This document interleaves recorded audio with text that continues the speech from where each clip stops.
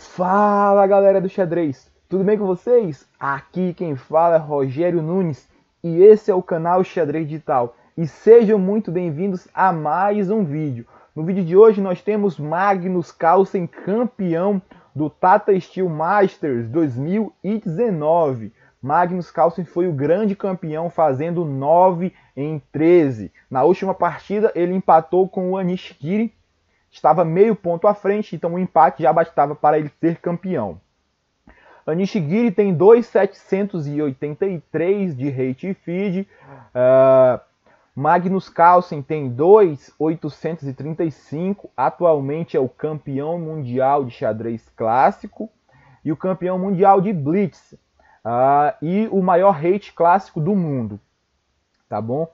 Então ele lidera aí há alguns anos o xadrez mundial. Magnus Carlsen está de peças negras, Anish está de peças brancas. Anish começa com E4, Magnus responde com C5. E aí a gente aqui já observa que Magnus respondendo com C5, a gente vai esperar aí, se for uma siciliana aberta, provavelmente uma Sveshnikov. O Magnus tem uma grande preparação nessa linha, ele usou essa linha muito preparou muito bem essa linha para jogar o campeonato mundial de xadrez clássico contra o Fabiano Caruana. Cavalo F3, cavalo C6, D4, C por D4, cavalo por D4, cavalo F6, cavalo C3, E5. Então aí nós vamos entrar nas linhas da variante Sveshnikov, também chamada de Lasker Pelikan. Cavalo de B, D5, cavalo de D, B5, segue D6, as pretas não jogam A6, permitindo o cavalo D6, porque aqui se não jogar D6, se jogar A6, por exemplo, as brancas vão jogar cavalo D6, cheque, e as negras têm que entregar o seu par de bispo das casas escuras, com bispo por D6, dama por D6, dama E7, e dama por E7, e cavalo por E7, e as brancas estão levemente superiores, aqui elas podem jogar bispo D2, ou bispo G5 e continuar normalmente o seu desenvolvimento.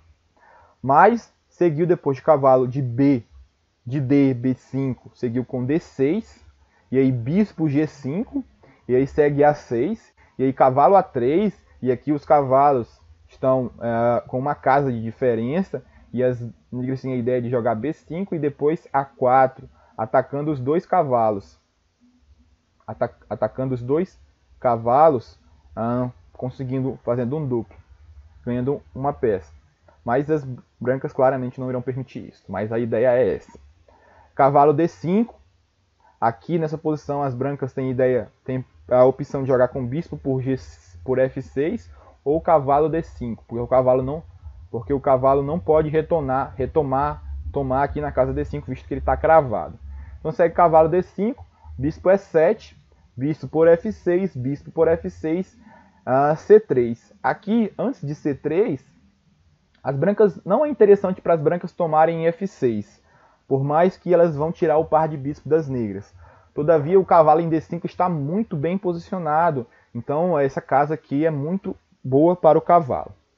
C3, a ideia aqui é o cavalo poder voltar a C2. Seguiu o bispo G5, cavalo C2. Agora, com o cavalo em C2, ele olha essas importantes casas aqui, ó, D4 e B4, tá bom? Torre B8.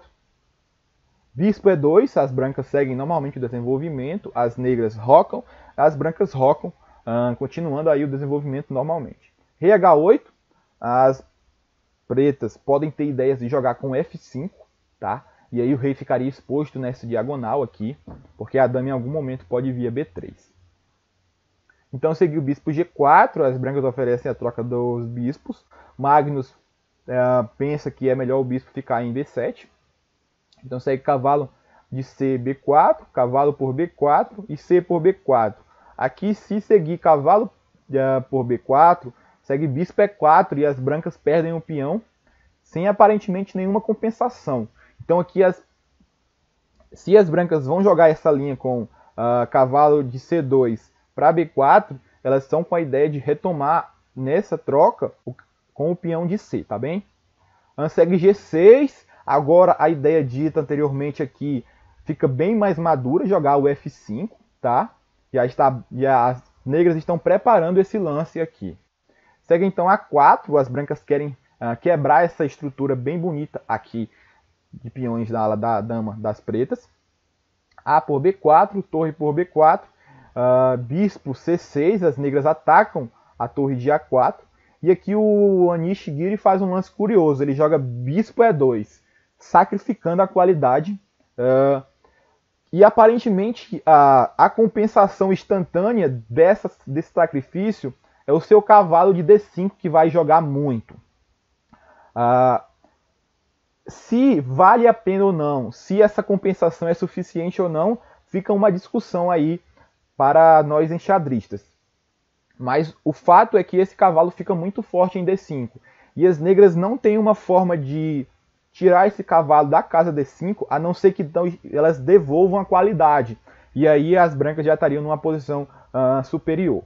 Porque olha aqui, ó, o cavalo em D5, olha a quantidade de casas que esse cavalo vai estar vigiando no centro do tabuleiro. Todas essas casas aqui de vermelho, o cavalo já está vigiando. E como eu disse, as pretas não têm uma forma eficiente, sem devolver a qualidade, de tirar esse cavalo de D5, porque elas já entregaram o bispo das casas escuras, das casas claras. Tá bem? Então, bora continuar. Aqui as negras jogam F5, E por F5, torre por F5. Agora as negras têm ideias nessa coluna aberta e as brancas vão ter que calcular essas ideias.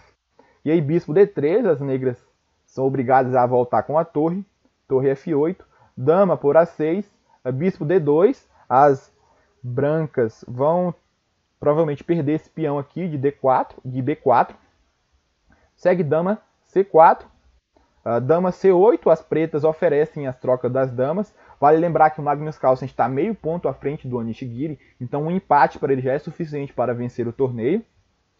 Dama E4, bispo por B4, cavalo por B4, e aí parece que as negras aqui não podem retomar esse cavalo.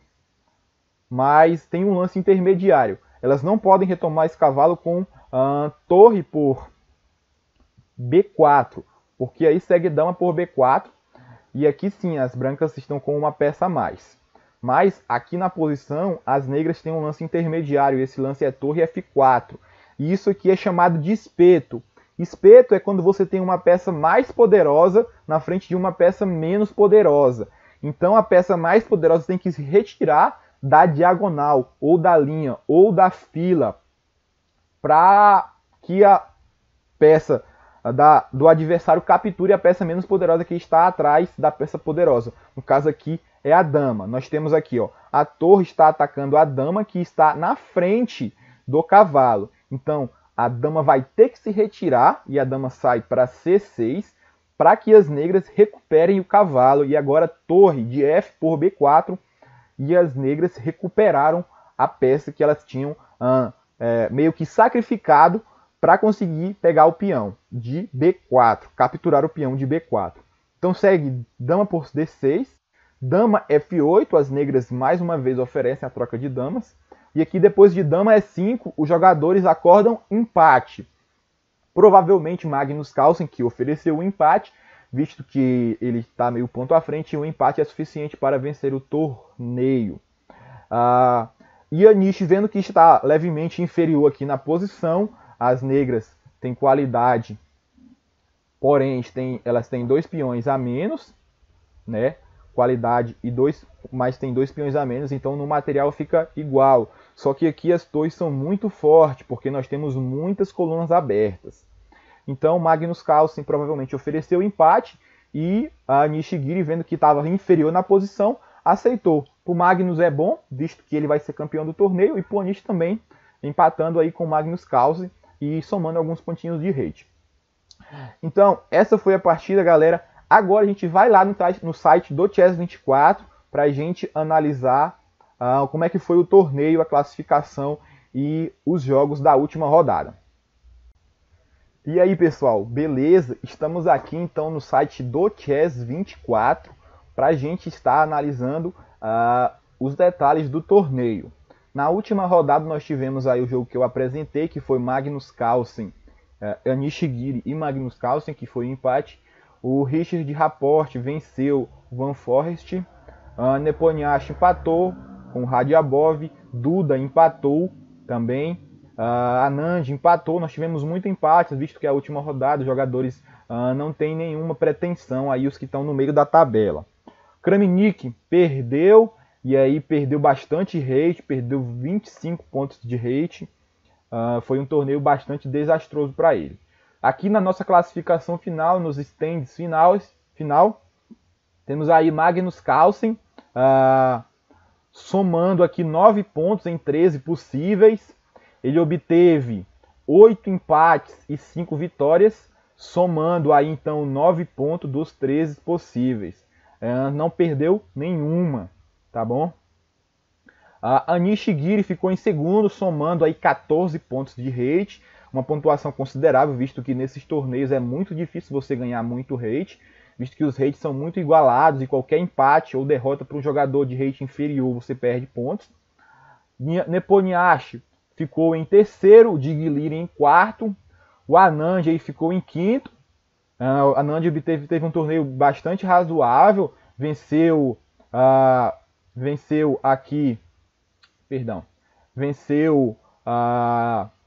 o Kramnik.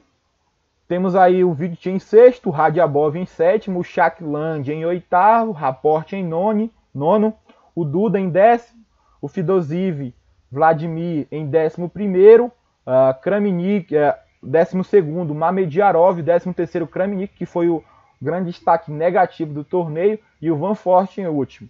Uma coisa interessante é que o Vladimir Kramnik em 13º perdeu 25 pontos de rate, mas o Van Forest, que era o menor rate do torneio, mesmo ficando em último, ele conseguiu somar 6 pontos de rate.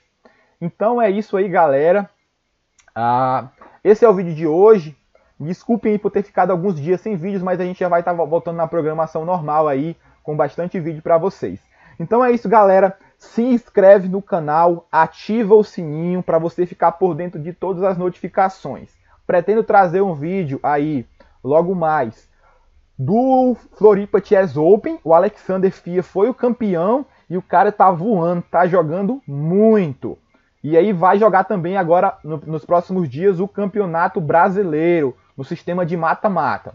E eu pretendo cobrir algumas partidas também do Campeonato Brasileiro.